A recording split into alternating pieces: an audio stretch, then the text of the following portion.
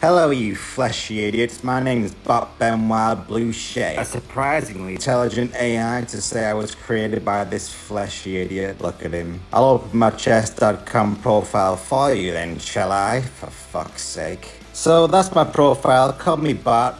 But I only offer this compromising convenience because I know your meaty human brains will all pronounce my name incorrectly. And for the record, it's BlueChessBenWilde BlueChess, not chess. That's purely coincidental and unfortunate. And I sympathize with all of you whose names automatically give you cringy smiles when people find out your affiliations. Anyway, today, I've been dragged away from my true purpose in editing to walk you through chess.com's daily puzzle and see if my creator is smart enough to move his suboptimal appendages over to the right pieces and place them in the right spot. So, here we go. He picks the rook, he moves it to the back rank. It's a check. Well done. Are we serious, guys? That's today's daily puzzle. On the 5th of June, what an anticlimax. I apologize he ever involved me in this. Absolute bullshit.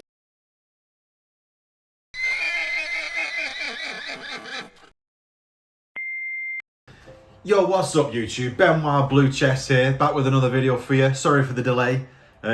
Usually I'll be trying to upload once a week. Also, don't let bots scare you.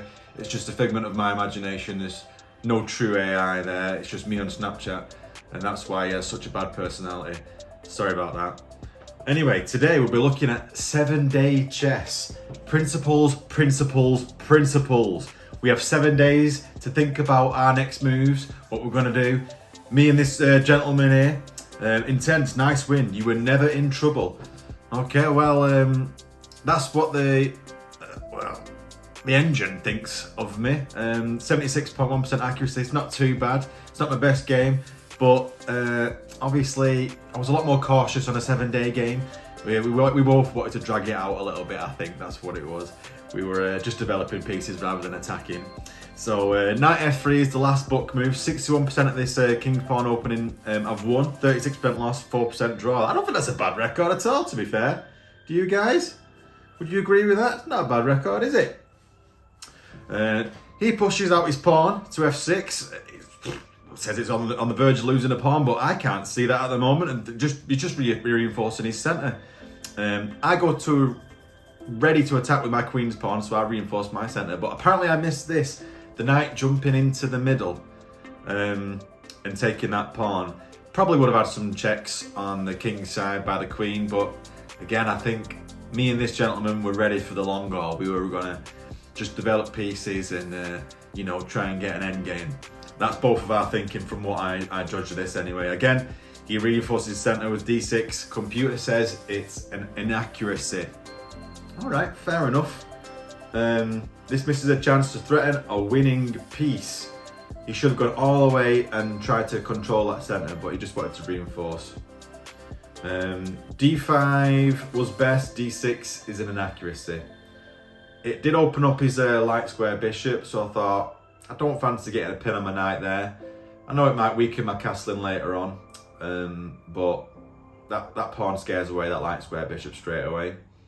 It also said I should have developed my bishop out, but I've got that in the future plans. Now I push my queen pawn forward, and then he moves to e6 with his bishop. Oh mate, come on, cheeky little fork there by me. I spotted that almost immediately, so it didn't take me 7 days to send that one back. It was like, oh, you've moved it there, I'll move that pawn forward then. Cheers, buddy. Rather than move the bishop out of the way, which is something I would have protected, he moved his queen down, ready to take the pawn. Yeah, the best move would have been to move the bishop back, because in endgames, which clearly we're both planning for, bishops are better than knights. Knights are tricky little pieces, but I wanted to get that bishop off the board. I had the light square bishop, he no longer does now. It's something I was thinking about in future. Also now I can use that light square bishop to attack that queen. Now he's just moved it down there. So I was thinking, what can I use to protect that light square bishop? I'll move my knight to a3. It says I should have moved it, to d2, but Okay, I moved it to knight 3. It's fine. But now I get to move my bishop, my light square bishop out to c4, and it's attacking that. I get some tempo on the queen either way, so he's gonna have to move backwards. He does. He moves backwards. I get a castle and it says, yeah, your castle's all right, but maybe straight away you should have pushed that pawn out to b4. Okay, I've got that in mind eventually again. He comes down on his knight, it's an inaccuracy, and then I also follow with a lovely inaccuracy there by putting the queen straight in the middle. Apparently I should have immediately sacrificed that light square bishop that I wanted to keep for endgame and took that knight. A knight that's not even done anything in the game yet. It's not caused anyone any issues. It's just sitting there looking pretty. Why would I take it? Come on. Engine does say that's the best move a lot, I've noticed in some games, but yeah. So I decided to leave the knight there, thinking I'm going to put some pressure on that rook first. Yeah, I should have took the knight first. And then if he moved the rook over, then the attack would have failed, but yeah. Now he's moved the knight back to protect his rook. So my dark square bishop comes out, eyes up his knight, and he moves his queen backwards to the back file to, you know, sort out a trade. It said the best move would have been to accept the trade, but whilst you're on the attack, keep your best pieces, ignore the engine. He doesn't know nothing. That pawn should have gone forward. Well, I pushed that pawn forward to a b4 after all that. And then he attacks with his knight on my queen, gets himself some tempo, but I wanted to keep the pin on that knight so it couldn't move away from the check. So I moved backwards to the a file rather than sticking in the c. He moves his pawn forward. c5 is a mistake. The game was close to equal, but now white has the advantage. At this point, I thought I had the advantage anyway. I thought I had tempo, I thought I had time. I moved my rook to c1. It was a miss, apparently. You missed a chance to threaten a winning piece. Again, I've got future plans for this rook. This file, in my opinion, is going to get open once he takes that pawn on the b4. And then when I retaliate with another pawn take, I've got an open file there straight away. I move my knight to c4. It's best you mobilise your knight, allowing to control more of the board. That is correct, Engine. Well done, I agree with you for something finally. But my future plans don't like that dark square bishop looking along this file. I need to get rid of that somehow, that's what I'm thinking. Best move would have been for him to move that dark square bishop down, apparently. I moved my rook back over to the other file, so now I've got something looking at that pawn, that weak pawn, because I could technically take with the knight, and then he'll come down and then take with Jesus, yeah, he could have just took my rook straight away with his bishop there. What was I thinking? I thought I could get an attack on that knight straight away. Luckily for me, he missed it. Taking the pawn would have been best, apparently, straight away, but no, I went in danger. He moves his queen down. It's an inaccuracy. Of course it is. He should have took with his bishop. I think the plan was if he took with the bishop, my knight would have had a cheeky fork. Yeah, it would have forked his queen and his king. That's what I missed that just then. There was thinking there in the long run. He didn't want that. He didn't want to take it. So then I just moved over and took his knight instead.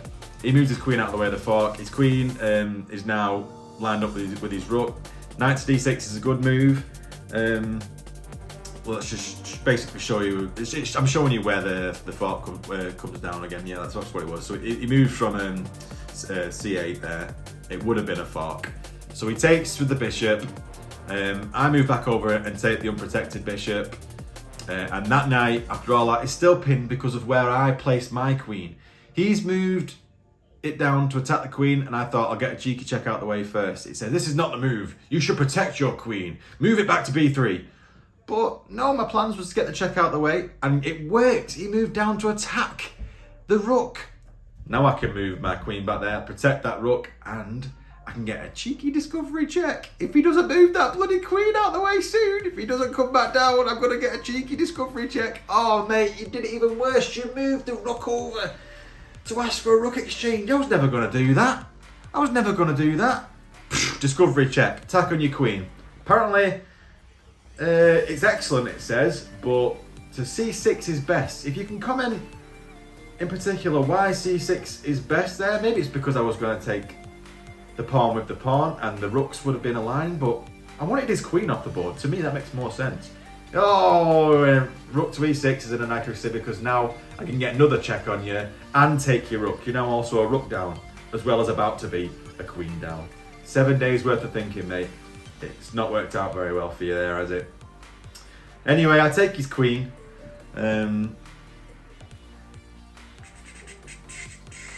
Still going, yeah. Take his queen and he takes back with his pawn. He moved his king back to the back file, so now I've got free knight as well. He's got double pawns there. He thinks I can, maybe if I try and stop that knight coming into that side, but that knight's not going to go there. Apparently I should have took the pawn and opened up the rook file straight away. I get that, engine, I get that. But I wanted to put the knight there first. I think I was just showing off now at this point. He moves his pawn down here to attack. King goes over after the check. Closer to the rook, he is cornered, he is cowering, he is turning himself. Now I take that pawn, I open up that rook, where apparently it was an inaccuracy before. He tries to scare me with his rook, looking directly down the file at my queen. Yeah, one move, boosh, checkmate. What are you gonna do, mate? What are you gonna do? Can't do nothing, you're stuck. Can't take the queen. Always feels nice to get the win. It says here, white really outplayed black in that one. White played better than black in the opening, but was sloppy in the middle game. Battle was fairly even. You fucking, what? You serious? Anyway, this is one of my better games, I thought. I've not played many 7-day chess, but I do like it because I can go and look after the baby, I can go do a bit of work, I can eat food with the family, and then I'll get a little notification on chess.com saying, oh, this gentleman's moved his pawn. And then I look at it and go, cheeky swine, this is going to take me a good 7 or 8 days to just think about how I'm going to react to this pawn. Yeah, it's a very tricky 7-day chess because you better get your moves right because you know the opponent has also got a lot of time to think about it. Don't rush. You know, take advantage of the time. The chess.com's got you. Anyway, what a lovely King's Pawn opening game. Thanks for watching, guys. If you are new to the channel, this is the first time anyone's seen Bot. So he'll be popping up and doing, you know, daily puzzles. Probably do better ones than the one that I recorded earlier because it was absolutely ridiculous, that, wasn't it? I mean, it was so obvious to anyone that doesn't even play chess that they were the moves. I know it was a few days ago now and I could have got a new one, but yeah, you know, comedy value as well. I thought I'd stick it in for that reason. Okay, everybody, enjoy your day. I know I'll enjoy mine because it's a lovely sunny day in England once again.